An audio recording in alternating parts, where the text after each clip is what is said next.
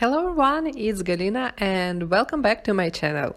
Today I'm going to share with you 3 Christmas card ideas with super cool patterned papers. I'm going to use some papers from waffle flower crust. What I love most about these paper pads is a size. Each paper pad comes in a size of 5.5 by 8.5 inches and it's a perfect size for A2 cards as well as for slimline cards. I'm going to start by cutting out my first panel from a beautiful striped paper. This pad calls Christmas Stripes by G.G. Bolton, and I'm also using one of Nesting Slimline Layers dies. I'm going to place this panel on a white card base later. Next, I cut out my main element for the card. I used a super cute reindeer die and I ran it through my die cutting machine for several times with different color of cardstock. Full supply list you can find in the video description below. And I'm going to cut off some pieces from the dark brown die cut. I need only a central piece for my reindeer. To add more depth on the die cut, I'm going to apply a dark brown distress ink on edges. It's an optional step, but I love to add some details even on my die cuts. I'm using a blender brush and a super dark brown distress ink called Vintage Photo. And after that, I'm going to adhere this piece on the reindeer base. I applied liquid glue only on his horns and I'm adding 2 white glitter die cuts on it. On the back side of the die cut, I'm placing a little pieces of washi tape to secure this little nose and eyes. If you want, you can add even more details on this die cut.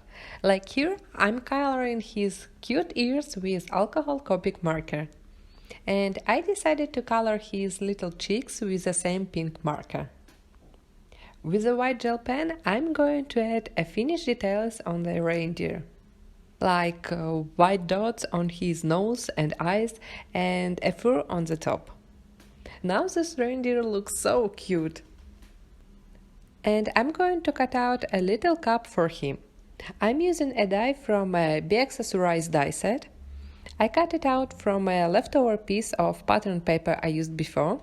And I'm coloring the top of my cup with a brown marker and I get a little cup of coffee or tea. I'm adding white details on the edges of cup too. I want to show how hard this coffee is, so I'm going to use another die from the set to cut out a smoke from a white paper. With this tiny element, the card will look so cozy. I mount the cup onto reindeer die cut and I'm adhering smoke die cuts with a liquid glue just above the cup. And now I need to create a sentiment for my card. I'm going to combine 2 sentiments here and I'm going to start with this banner stamp from Merry Christmas Sentiments. I'm taking out my silicone media mat from waffle flower and I'm going to stamp directly on it. This mat will help me to get a better impression on the paper. For the second part of the sentiment, I use this stamp from Falala stamp set. I heat emboss the sentiment on a black cardstock with a fine detail embossing powder. And I cut off the excess paper around it. Now I'm going to put all pieces together on the colorful background. I mount the little reindeer with his cup and I'm adhering the first banner sentiment under it. And on the bottom I mount the last sentiment with a white heat embossing. To embellish my card, I'm going to use a little green enamel dots. I'm placing them on the top of my card and around the reindeer. I'm using a set of enamel dots called unicorns and it's full of soft color dots. I love these colors, but it's my first time when I use this set. I didn't accept it will match my Christmas project. So my first card is done, super quick and adorable. Also, it can be easily mass produced. For my second card, I'm going to use a paper pad called Christmas Lines. I'm going to pick a few sheets, a nice light gray paper and 2 green sheets. They are perfectly match each other. I'm going to cut a big frame from a light green paper. After die cutting, I got a beautiful frame for my card and 2 leftover pieces. I didn't want to throw them away, so I will make another quick card with them a little bit later. So let's go back for the dark green card. I put my paper sheet in a scoreboard and I'm going to score it in a half, just to get an A2 size card base.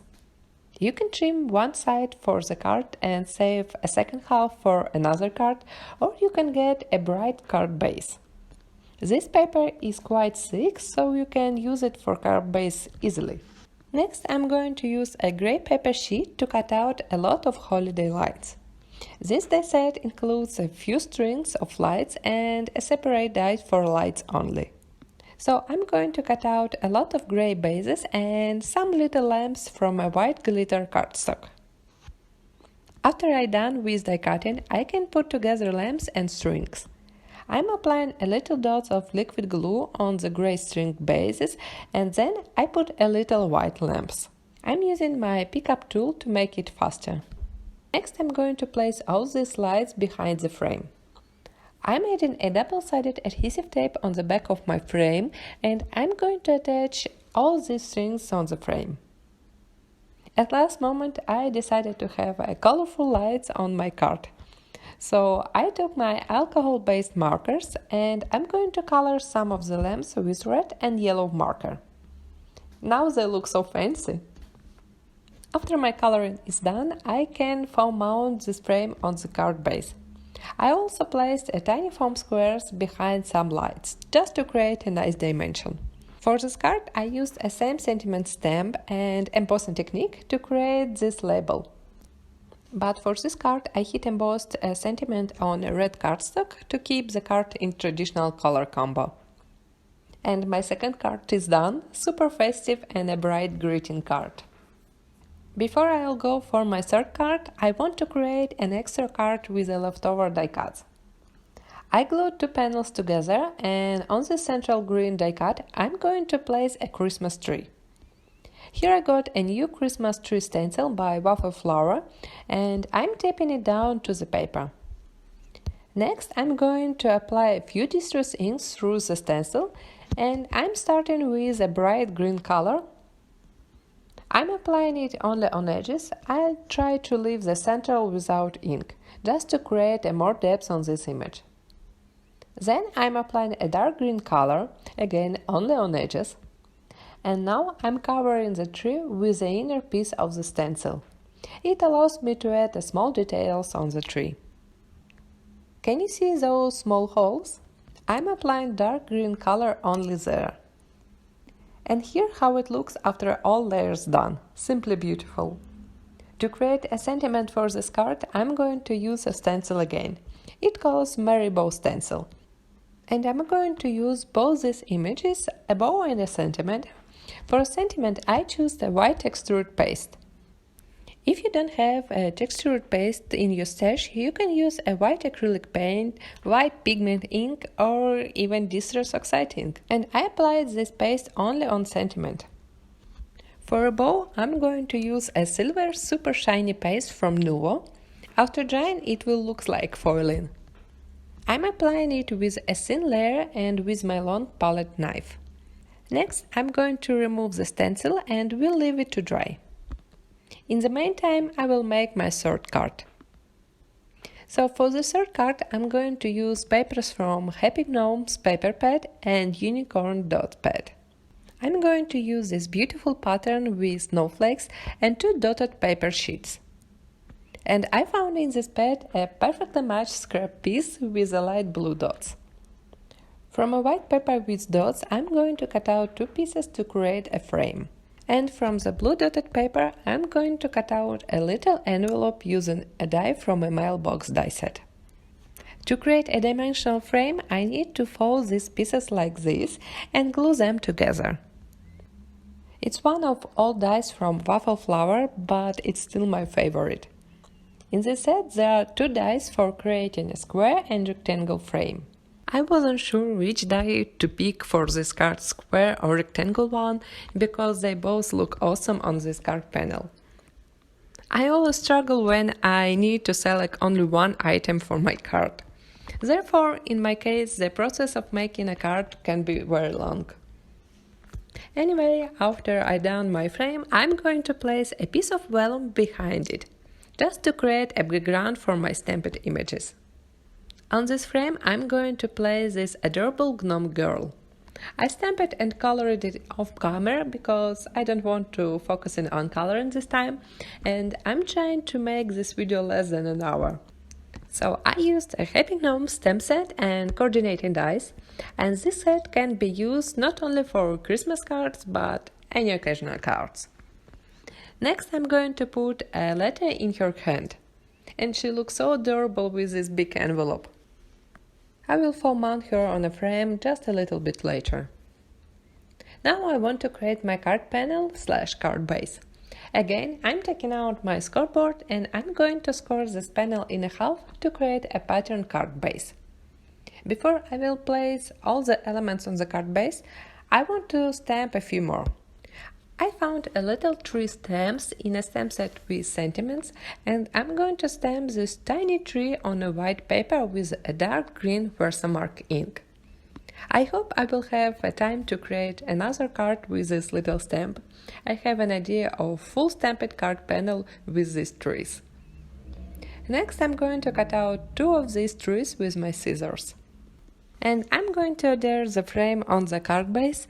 I have mounted on it my little gnome with a letter, and I'm placing 2 Christmas trees behind her. I want to create a little winter scene in the frame. Using a small sentiment stamp, I hit embossed a sentiment on a red cardstock. Again, I used my white embossing powder.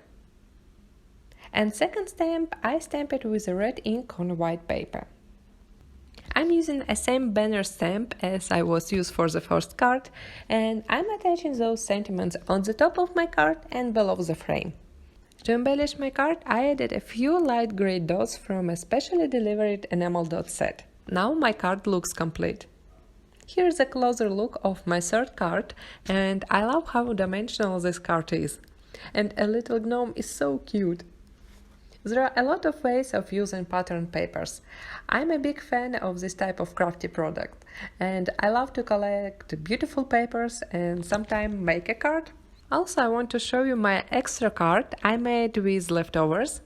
Paste has dried and now I can put it on a card base. Quick and easy and zero waste of paper. I hope you like this video and will use some pattern papers in your next project.